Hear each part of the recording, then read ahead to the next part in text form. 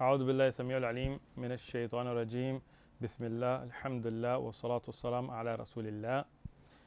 We pick back up in Nuzhat Nadhr, that is the Sharh of Nukhbat al-Fikr. In the Matan Nukhbat al-Fikr, Imam Ibn Hajar al-Asqalani, he mentioned ثم سوء الحفظ.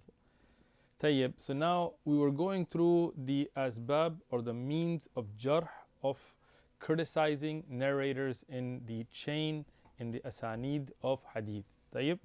So he says, then is the weakness of memory. طيب, now there are two types that are mentioned here. إن كان لازما, يعني where it happens continuously, فهو شاذ. يعني we talked about shadh, but a shadh here has a reference to the actual narrator, that his narrations are continuously weak. على رأي, يعني upon one opinion. أو طارئ, يعني طارئا, or if it happened at a particular time of his life, or meaning not a continuous weakness. And I'll explain, inshallah. I'm just going to go to the matan first. فالمختلط, يعني then that is called مختلط. طيب, so now we have a type of narrator that is going to be graded for that weakness, and that's going to affect the hadith. And this one here, where you have a mixed number of narrations, meaning some of those narrations are going to be sahih because at that time his memory wasn't weak, and some are going to be da'if. Then that's going to be mukhtalit, meaning it's going to be mixed. Or he's going to be a shadh narrator that continuously had a weak memory. So those are both types of weak memories. In the Sharh of Nukhba, Ibn Hajar al-Asqalani himself says, يعني about the statement ثم سوء الحفظ, that then there is a weakness of memory. هو السبب العاشر, يعني this is the 10th sabab من أسباب التعن, from the means or the يعني reasons that a reporter is criticized. So this is the last. We mentioned that there's going to be 10. So he started with the most serious, which is kadhab, يعني a liar. And now he's coming to the least serious, which is somebody just had a weak memory and maybe it's only a part of their life. طيب. So Ibn Hajar al-Asqalani himself in Nuzhat al-Nadhr explains this, and I'm going to mention some of his own explanation, and then inshallah from Ibn Salah and al-Iraqi and others about this, because this is a very important aspect of mustalah al-hadith that most people don't understand. So when we talk about the science of grading hadith, what is the goal of this entire science is to preserve the authentic religion as it should be, as Allah revealed. Meaning, what are we trying to do? We're trying to make sure that the deen of Islam is preserved and not corrupted like the other religions became corrupted. If you look at the Christian traditions, if you look at the Judaic traditions, if you look at Hindu traditions, there is no real verification of authenticity. Nobody really worries about who Mark was or who Matt. And those that do, they figure out, you know what, we don't know who they were, and they just kind of go with it. And you can show them clear contradictions and mistakes, and they just kind of go, well, this is how I feel. But in Islam, we're trying to preserve the message. Judaism, if you look at a lot of them, they know that the original writings that had to do with Musa alayhi salam and Dawud alayhi salam are lost. With Babylon, all this stuff that happened. So they're like, these are traditions, these are just our ways. Hindus, the same thing. They're not really worried about whether Ram and Sita really had Ravan kidnapped Sita and all this stuff. They're just stories. In Islam, we're not like that. We believe in the religion that we have. We believe this is the message that Allah revealed in the Quran and the Prophet ﷺ brought with his Sahih Ahadith. So this is what we're trying to do, is to preserve that. Even the Quran, and in the Qira'at of Quran, we check the asanid. Even the tafsir of Quran, we check the narrations and asanid. So it's a very important science. But what is the end goal is to preserve what is authentic. Tayyib. So if you have somebody who is a liar, could he tell the truth? I mean, maybe a liar doesn't lie every time, but we're not going to take that chance. If he's a liar, he's somebody known to lie, or he admits to lie in hadith and so on, we will not accept that narration. Tayyib. On the other hand, now as we go through the 10 methods of criticizing reporters, we start seeing things that are less and less serious, but still serious enough that they're rejected. Meaning, if they were accused of lying, well, I mean, if somebody is even accused of lying, we're not going to take the chance of attributing to the Prophet ﷺ that which he didn't say. So he says matruk, or yani, it's something that yani, majority of the strong narrators mention one way and one weak narrator went the other way. So we said this is munkar, there's inkar on it. Yani, and then we have somebody who's a fasiq or a fajir, somebody who's maybe an alcoholic. Are we going to take a hadith from alcoholics? No. Yani, and so on and so on. Then we get to lighter issues like jahala. Yani, we may not know much about them, but there's no real jarh on them. And then yani, we discuss bid'ah and when it affects the hadith and when it's not really that much of an effect and so on. Here we get to the least dangerous of the things, which is this person is not a bad person, but he has a weak memory. And many great scholars of Islam, unfortunately, are in this category. And I'm not going to mention them, and not to offend people who may be followers of those scholars. But somebody could be a great faqih, and in fiqh, but in hadith, they are weak in memory. This is not to criticize their moral character, but it does have an effect on their reporting. But there are two types of people with weak memory. One is somebody who's continuously in that state. Laziman, yani, this is the first what Ibn Hajar al-Asqalani is mentioning. Somebody who is continuously making mistakes in his reports. And we catch that. How do we catch that? Alhamdulillah, when you look at a hadith, usually there are many paths to it, many asanid. Unless we're looking at a gharib hadith. But in other hadith, there are many paths. And if those that were strong memorizers and dedicated students of knowledge and ulama of hadith are all reporting it one way, and a particular narrator repeatedly and continuously goes a different way, we say, okay, this person, he just kept getting it wrong. So here, if that's continuous in their whole life, then we will say that he has su'al hifz, yani he has a weak memory continuously, and he's a shadh narrator, he's always going to be the odd man out, and so on, and these ahadith are weak. But on the other hand, you have the mukhtalith, as we are mentioning here, which is where you have a mixed bag, meaning that somebody was a strong narrator in hadith, but maybe at their older age, they got dementia or Alzheimer's or other forms of yani, the memory just kind of becoming weak. Or you have many reporters, as Ibn Hajar al-Asqalani mentions in Nuzhat Nadhr, that their books were burned or lost, like Ismail ibn Ayyash. I mean, he didn't mention Ismail ibn Ayyash, I'm adding to that, but he mentioned about the people who lost their sight, or the burning of their books, or the loss. Ismail ibn Ayyash, for example, he's a strong narrator, but yani, when he reports from the people of Sham, when he reports from the people of Hijaz or Iraq and so on, he's a weak narrator. Why? Ismail ibn Ayyash is otherwise he's fine as a narrator. I'm just giving an example, right? But when he's from Sham, so when he reported from the people of Sham, he had his notes, he was good. He traveled to seek a hadith, which is great. He went to Hijaz, he went to Iraq, he went to other areas, and he wrote down a hadith. And he would memorize as well, but from his memory, sometimes he'd make mistakes, but when he had the written notes, he was good. When he was on his way back, he lost his books. Some of the ulama said yani, their caravan was robbed, some say he just lost them. Anyway, when he got back to his homeland, he had lost his notes. So when he reported a hadith from the people of Hijaz, from Medina, from Mecca, from the people of Iraq, he would start to make mistakes because he didn't have his notes. When he would report a hadith from the people of Sham, where he had his notes at home, he was good. So in this type of a narrator, we say that he's not continuously a weak narrator. He doesn't have a weak memory continuously. Because if he had his notes, he's good.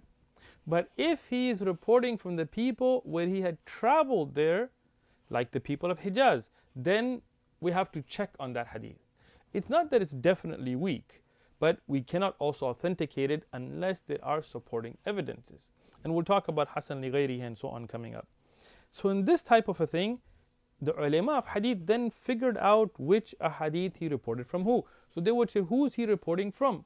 For example, Musa ibn Uqba and others that he reported from were from Hijaz. So, and I'm just giving this memory yani, from the top of my head just as an example. So when he said, okay, he's reporting from the people of Hijaz, they'd say, okay, this hadith we're going to yani, make waqf on, we're going to stop. We're not going to accept it until we find a supporting evidence. طيب. Now that's important to understand, because some people then take that hadith and say, oh, it's da'if, throw it away. No, take it easy. Yani, yes, there is a chance of weakness here, but this is not like somebody who you say, okay, he had a weak memory for sure. No, here it could be that he made a mistake because it's not from where he had his notes. So you have to then not accept it, but at the same time not fully reject it until you review supporting. If you cannot find any supporting evidence, then we have to reject it, because we always side on the side of caution in mustalah al-hadith, in the science of judging and grading hadith. Tayyib. Some other narrators, what would happen is that it would be towards the later part of their age. Zayd ibn Yazid or Yazid ibn Zayd and other narrators like this, when they were younger, their reports were good.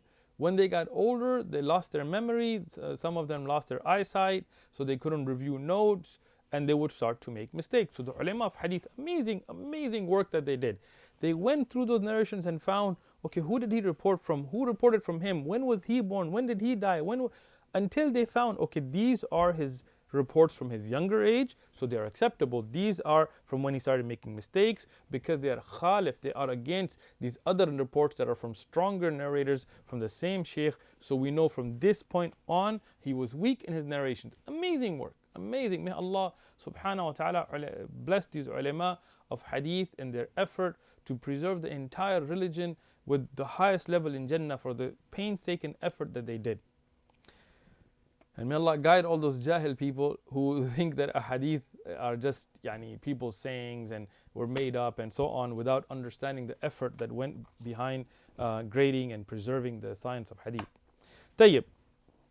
So now we have this issue, and Ibn Salah and others, they also and he explained this the same way. Now we get to, in the next part of the book, which I'm going to cover today inshaAllah, the issue of Hasan li-Ghayrihī. Ibn Hajar al-Asqalani then says that when you have somebody with su'al hifd, somebody who has that weakness in memory, but it is supported by somebody, and in Nuzhat al-Nadhr he explains it further, saying by somebody either above him in rank, stronger than him, or equal to him, but not less than him. What does that mean? You cannot take a weak hadith and support it with a weaker hadith, without that dealing with the weakness of the hadith. I know it's a little bit complicated, but I'm going to try to simplify it. So let's say you have a hadith that is mursal, tayyib. It's a very light weakness, mursal, only the sahabi is missing. And then you have a mawdu' hadith, a fabricated hadith, or a matruk hadith, and you say, oh, I'm going to support this mursal hadith with a mawdu' hadith. That doesn't work.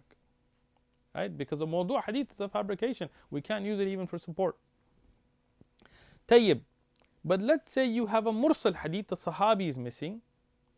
But then you have another hadith that maybe has an issue with having a missing narrator closer to the muhaddith, but it does fill in the gap between the tabi'i and Rasulullah. So it mentions the sahabi. So now the weakness here is filled in with what's in the second sanad. So here we say that this is mursal, but it's supported by something that at that rank is equal or stronger. Then we say this is Hasan li-Ghayrihī.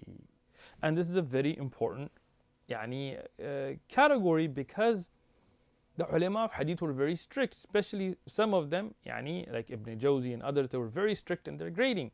So sometimes even if somebody was just not a great memorizer of hadith, they wouldn't accept him to be sahih. So then you have to look at supporting evidences. And if you have 30 different narrations from different areas, and some of them the weakness is very light, and others for kind of take care of that particular danger, then you have to be able to support those to be bumped up to being acceptable. Now there are two extremes that I want to warn the tullab ilm, the students of knowledge, against. One is those who try to upgrade everything. They get a hadith that is extremely a matruk hadith, and then the supporting narration they use is a mawdu' narration. They're like, well, there's 10 narrations, so it's okay, we're accepted. No. Just having a bunch of fabricated narrations does not support anything. So if the weakness is severe, it cannot be bumped up. طيب? We have a kadib, or we have somebody who continuously would make mistakes and continuously would so on, would not. But where can it be upgraded? Ibn Hajar Asqalani, he mentions a few of the categories here as mastur or mursal or a mudallis. طيب, in these categories, you don't have a serious weakness. Tadlis, you have a hidden narrator, meaning, let's say, for example, Sufyan al-Thawri says an, and he mentioned somebody who he did not directly take hadith from, or he did not take that hadith from them. So now we have tadlis, we have a hidden gap. But are we sure it's a weak narrator? No. There is no jarh here. It's just that we don't know. And we're not going to take chances with attributing something incorrect to the Prophet ﷺ and taking out ahkam that are incorrect. So, what do we do here? We look at other asanid. Then if we find another sanad where Sufyan al-Thawri mentioned his shaykh, and then that shaykh mentions the shaykh that Sufyan had jumped to, and we find that the shaykh that he took hadith from was not weak. So now we say, okay, that hadith that had tadlis in it is now bumped up to Hasan li-Ghayrihī, because there's a supporting narration that is stronger than it, or in some cases equal to it, or at least addressing the particular weakness that we found here, which is tadlis, and it is now clear. So here that is bumped up. Same thing with mursal. We mentioned mursal is a very light weakness. Ibn Hajar Asqalani gives the example of mursal as well, and he says mursal, the sahabi is missing. But if you have another narration where the sahabi is mentioned, now that weakness has been mitified. Yani we have a mitigation for the danger of attributing something incorrectly to the Prophet ﷺ. Now, that second narration that mitigates might have some weakness somewhere else in the chain, but that doesn't affect the seriousness of the issue that we're looking at here.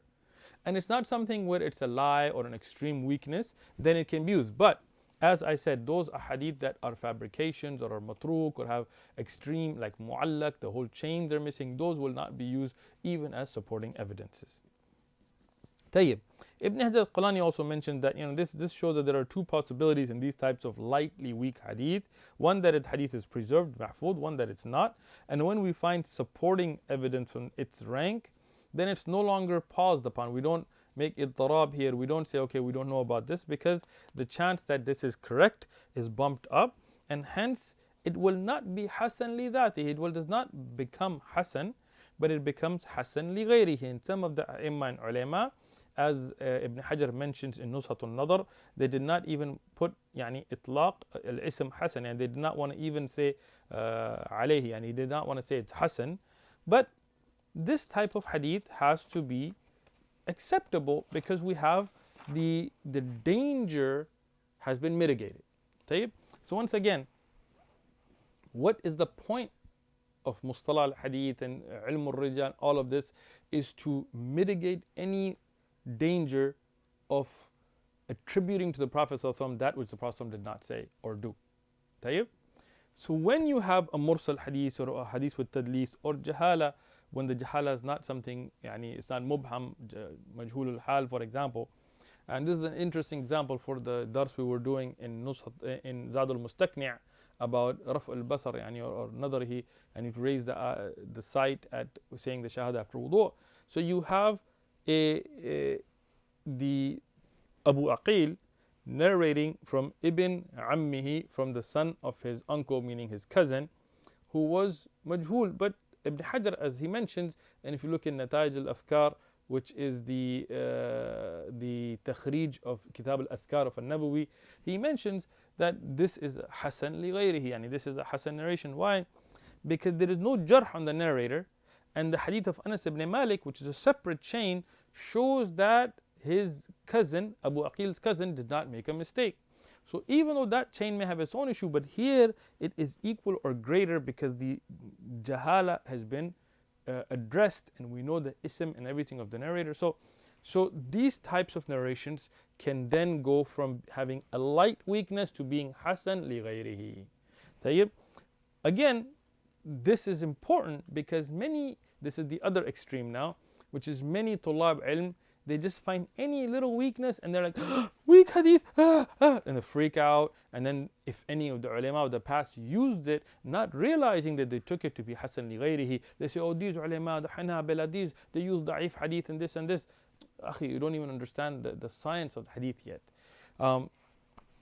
Ibn Salah, for example, and I'm talking now to give you an understanding of this, or Imam al-Iraqi or Ibn Hibban or many of the earlier Imam and ulama did not have a category called Hasan li-Ghayrihī. Really, Ibn Hajar Asqalani was a pioneer in promoting this terminology. Even though it's been used other than him, I'm not saying he was the first one to come up with it, but he really promoted it because earlier Imam like Imam Ahmad, they didn't even have a category called Hasan.